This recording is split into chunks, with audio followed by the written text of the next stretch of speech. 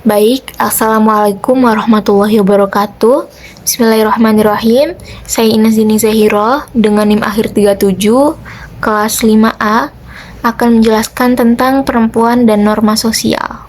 Oke, jadi sebelum kita membahas apa sih itu perempuan dan norma sosial, kita memberikan gambaran terlebih dahulu. Yang pertama terdapat 3 provinsi di Indonesia dengan jumlah perempuan terbanyak dibandingkan dengan laki-laki. Yang pertama ada daerah istimewa Yogyakarta, kemudian yang kedua ada Jawa Timur, dan kemudian yang ketiga Sulawesi Selatan. Data tersebut itu valid dan memang sudah ada pada BPS 2024. Kemudian yang kedua, kodrat perempuan. Nah, ini kodrat perempuan sendiri. Yang namanya perempuan mesti menstruasi, hamil, melahirkan, dan juga menyusui ya. Seperti kita tahu ya, itu merupakan kodratnya seorang perempuan. Kemudian yang ketiga, berdasarkan fisik. Menurut Plato, perempuan itu lebih lemah, tetapi tidak menjadi penyebab perbedaan bakat. Perlu digarisbawahi ya, tidak menjadi penyebab perbedaan bakat. Jadi walaupun perempuan ini dianggap lemah, tapi saya pernah baca buku terkait perempuan-perempuan pengukir sejarah yang ditulis oleh Mulyono. Beliau ini mengatakan, walaupun ada sekelompok masyarakat ataupun sekelompok komunitas yang menganggap bahwa perempuan adalah makhluk yang lemah, itu merupakan anggapan yang terjadi disebabkan orang lupa pada sejarah. Karena dari zaman dahulu itu banyak pemimpin yang mana beliau ini perempuan. Ya, benar sekali, perempuan. Jadi, dulu itu ada sejarah Indonesia mencatat bahwa sejak zaman Kalingga, perempuan itu telah mampu memimpin sebuah negara yang mana terkenal makmur. Selain negaranya makmur, rajanya juga terkenal adil. Jadi, meskipun anak sendiri karena bersalah, tetap mendapatkan hukuman. Jadi, nggak berpandang bulu. Nah, itu.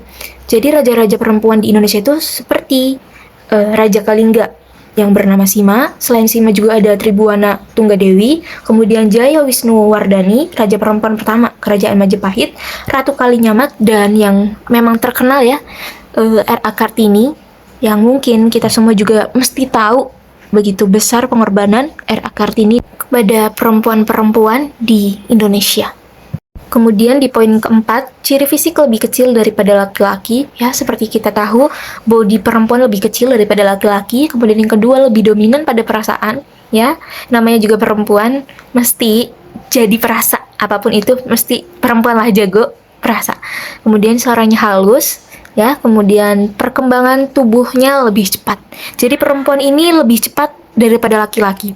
Bahkan mungkin kita bisa amati dari teman-teman laki-laki kita waktu SD, mungkin sekarang sudah jauh berbeda dengan kita yang dulunya kita sebagai perempuan lebih tinggi dari dia, sedangkan sekarang dia dilihat lebih tinggi daripada perempuan. Seperti itu, karena dari perempuan sendirilah perkembangan tubuhnya lebih cepat daripada laki-laki. Setelah membahas gambaran umum tentang perempuan, ya kita juga harus mengetahui apa sih perempuan itu.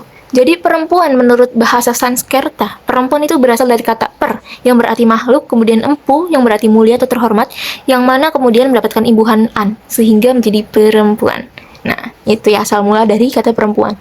Jadi dengan demikian, perempuan dapat diartikan sebagai makhluk yang memiliki harkat, martabat, kemuliaan, terhormat, dan memiliki kemampuan.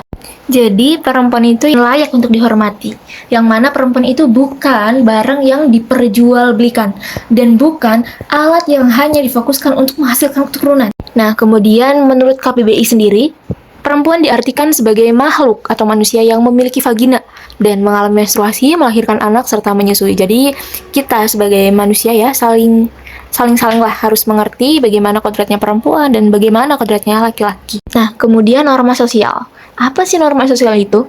Norma sosial adalah seperangkat aturan yang mana tidak tertulis yang mengatur perilaku individu dalam masyarakat berdasarkan harapan sosial.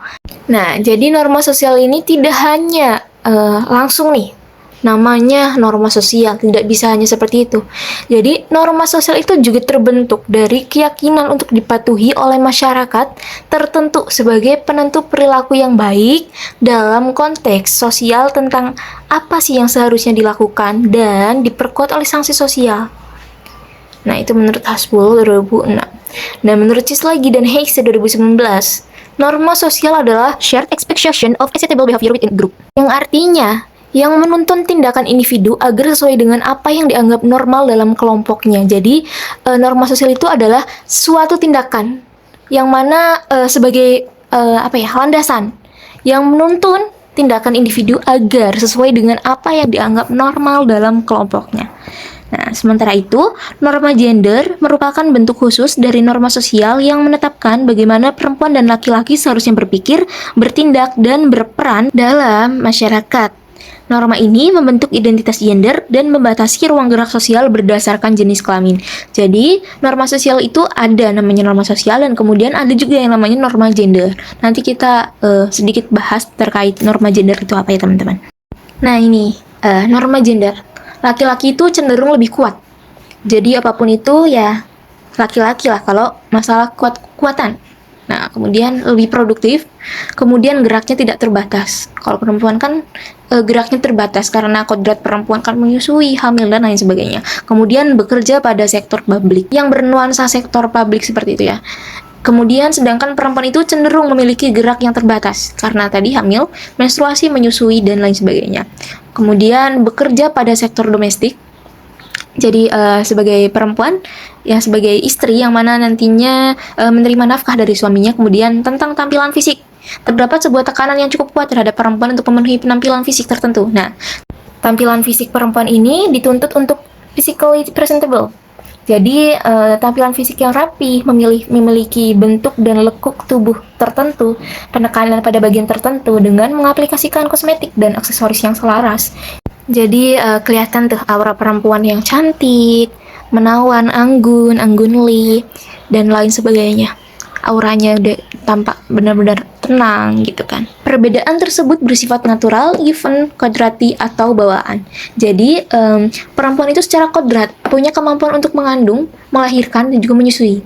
Dan itu bukan hasil konstruksi sosial, tapi memang diberikan kepada oleh alam.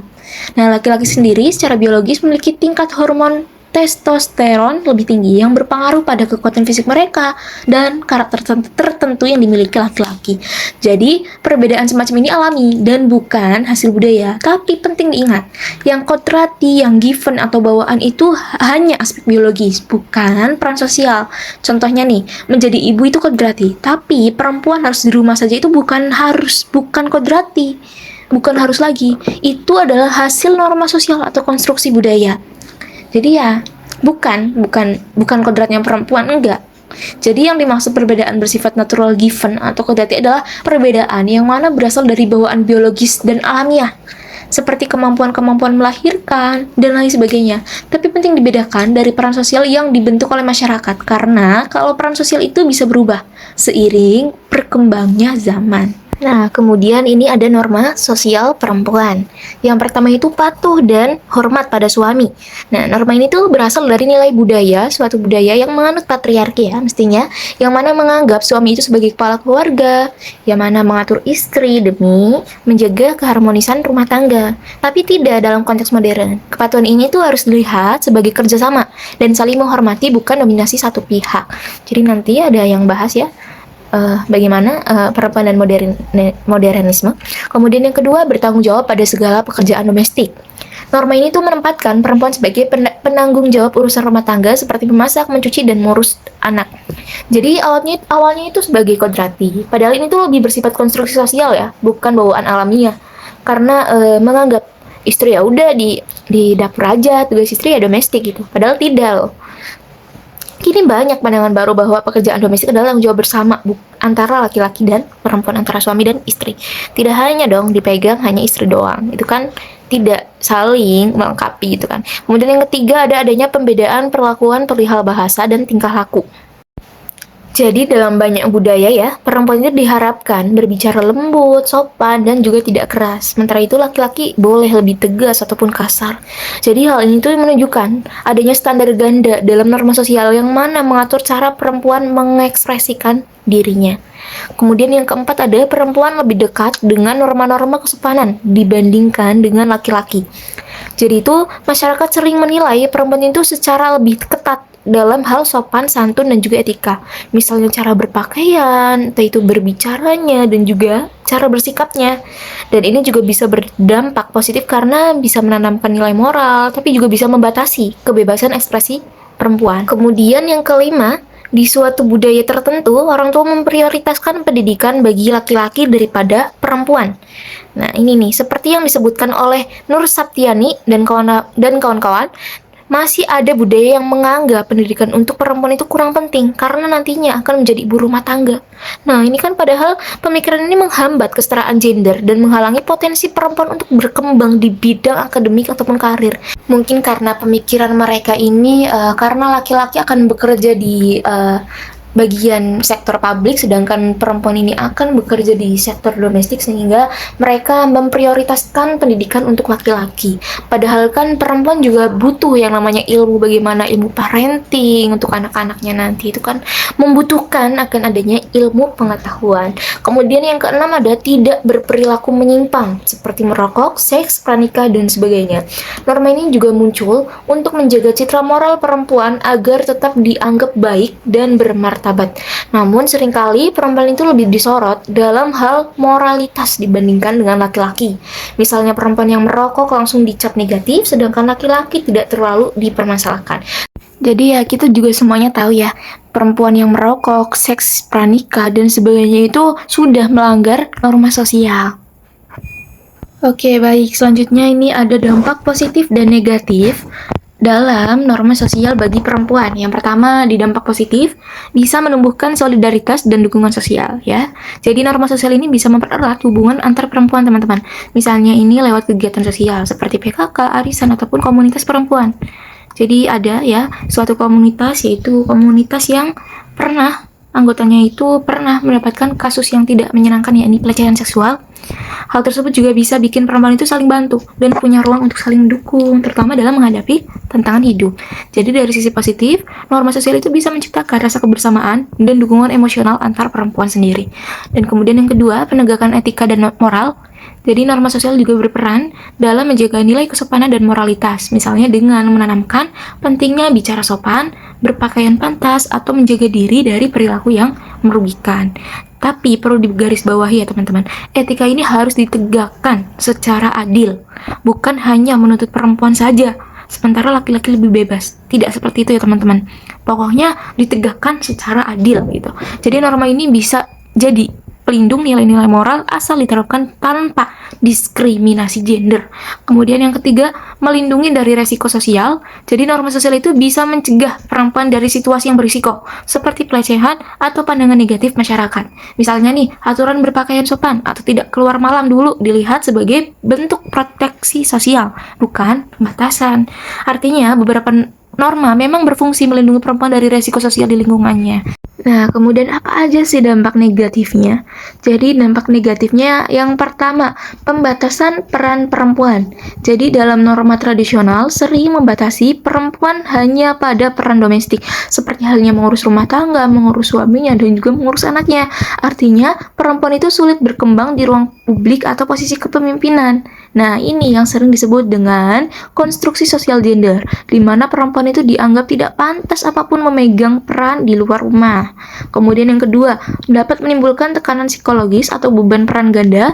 Jadi ketika perempuan bekerja di luar rumah, seperti perempuan karir, tapi juga dituntut mengurus keluarganya sepenuhnya. Mereka itu mengalami beban peran ganda. Jadi kondisi ini bisa menimbulkan stres, kelelahan, bahkan gangguan psikosomatik, seperti sakit kepala atau gangguan tidur. Jadi, karena tuntutan peran ganda ini, banyak nih perempuan yang merasa tertekan dan akhirnya kesejahteraan mentalnya menurun. Nah, kemudian dampak negatif yang ketiga, akses terbatas pada pendidikan dan karir ya, seperti yang sudah kita sebelum-sebelumnya singgung. Dalam budaya tertentu, perempuan itu masih dianggap tidak perlu sekolah tinggi karena nanti akan menjadi ibu rumah tangga saja gitu. Karena nanti akan bekerja sebagai sektor domestik, tidak di sektor publik gitu. Akibatnya banyak perempuan kehilangan kesempatan belajar atau berkarir di bidang profesional. Padahal kan pendidikan itu hak semua orang. Kalau perempuan dibatasi, potensi bangsa juga ikut terhambat. Justru yang memegang peran atau sektor domestik itu adalah perempuan yang harus memiliki ilmu parenting. Nah, ilmu parenting kan itu harus butuh pengetahuan, butuh yang namanya ilmu pengetahuan dan butuh yang namanya pengajaran bagaimana ilmu parenting itu ya. Sebagaimana sudah ditegakkan oleh pahlawan-pahlawan dulu, bagaimana perjuangan perempuan-perempuan dulu itu bisa menghilangkan sejarah itu ya teman-teman. Jadi bisa kita lihat ya, norma sosial bagi perempuan itu punya dua sisi. Di satu sisi menjaga etika dan solidaritas, tapi di sisi lain juga bisa membatasi ruang gerak dan potensi perempuan. Karena itu, tantangan kita sekarang adalah bagaimana menafsirkan norma sosial dengan lebih adil dan setara tanpa menghilangkan nilai moral yang positif di dalamnya. Nah, ini udah di penghujung pembahasan kita ya teman-teman terkait bagaimana perempuan dan norma-norma sosial. Jadi intinya secara keseluruhan, norma sosial itu berperan penting dalam membentuk perilaku perempuan di masyarakat. Namun, penerapannya perlu dikaji ulang agar tidak menimbulkan ketimpangan gender. Jadi diperlukan reinterpretasi norma secara lebih inklusif sehingga nilai moral tetap terjaga tanpa membatasi hak perempuan untuk berpartisipasi penuh dalam bidang pendidikan, ekonomi, dan sosial. Jadi ini ada sedikit quotes ya teman-teman. Tidak ada norma yang seharusnya mengurung langkah perempuan. Ia berhak bermimpi setinggi langit, belajar tanpa batas, dan menulis kisah hidupnya dengan tinta keberanian. Jadi untuk kita semua para perempuan, jangan takut untuk bermimpi setinggi-tingginya dan semangat bagaimana kita bisa mencapai mimpi-mimpi tersebut. Oke, semoga pembahasan kita hari ini bisa bermanfaat bagi siapapun, bagi yang sudah mendengarkan dari awal hingga akhir video ini. Dan saya Ines Zini Zahiro dengan NIM akhir 37 kelas 5A. Mohon maaf apabila terdapat salah kata. Sekian. Wassalamualaikum warahmatullahi wabarakatuh.